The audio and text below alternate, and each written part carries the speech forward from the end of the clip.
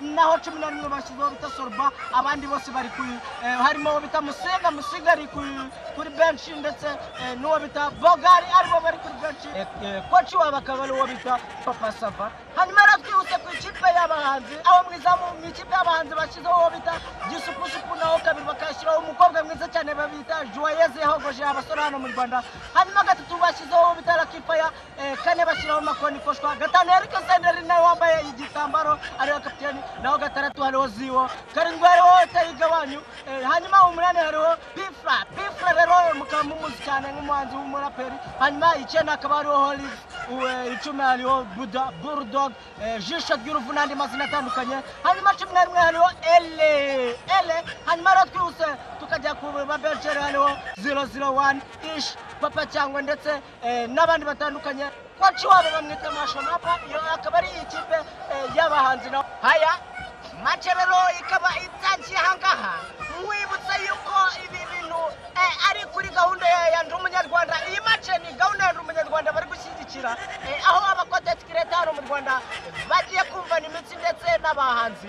Match kabira tangiye, reka turebe umupira utangira kwa Gisupusupu, komeza reka turebe cecabiranya komeza. Ndi kubona abacontent creator bose bahagaze neza hangaha, ariko Gisupusupu bamukobro. Reka turebe barazamuka yibuse bamwita Mitsutsu, reka turebe tanga pass kwa Yakamwana, yaka hasi umwana na batatu. Kufura y'abacontent creator. Niko sari kora umusore Jistafu ekeye karajitosa cenga umuntu mwabiri batatu barandagaza. Iri ni hohoterwa rikora umuntu bita Ziwo Trap kabisa.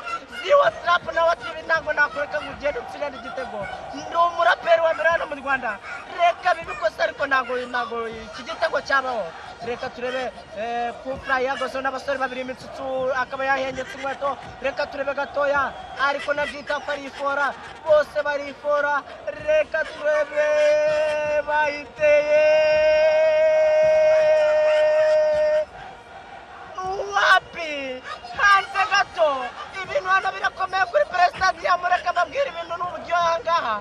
Mwibutsa yuko kuri 15 tuzaba turi kumwe live stream tuzengurukana ikabuga ndetse n'ahandi hantu hatandukanye mu bici. Ni buri 15 tuzaba dukora live stream bakuri bari abana baza bakakwereka ngo bagiye gukora live stream bakikorera video stream.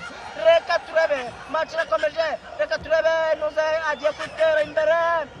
Gisupusupu yahiteye, reka turebe kumutwe Ziwo Holies, reka turebe Jistafu Buda cenga yinjira imbere yihuse cyane. Reka turebe Korashi garura inyuma kwa Lakifaya tanga pass kwa Makoni Koshwa. Reka turebe Makoni Koshwa yohindura inyuma asubiza inyuma kwa Gisupusupu, ereza Joyeuse Genjue ikipe y'abahanzi iri gukina neza hangaha. Reka turebe ariko bakora ikosa. Match ni ukurengurwa na Mitsutsu ariwe umucontent creator. Mitsutsu yarenguye vuba yihuse kwa Sorba. Reka turebe aragucenga Sorba, arakwinjira na gatoya yihuse Sorba babiri batatu Sorba cyane kaza. Game over.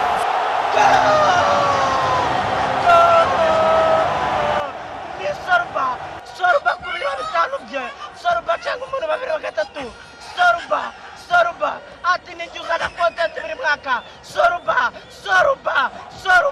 afite imyaka 53, afite kampeni yise umugore w'umwoyo. Sorba n'umwoyo afite abagore imyoyo. Sorba ni mubi cyane. Reka turebe ariko ndi kubona hari bacyanze igitego. Reka turebe bagiye kuri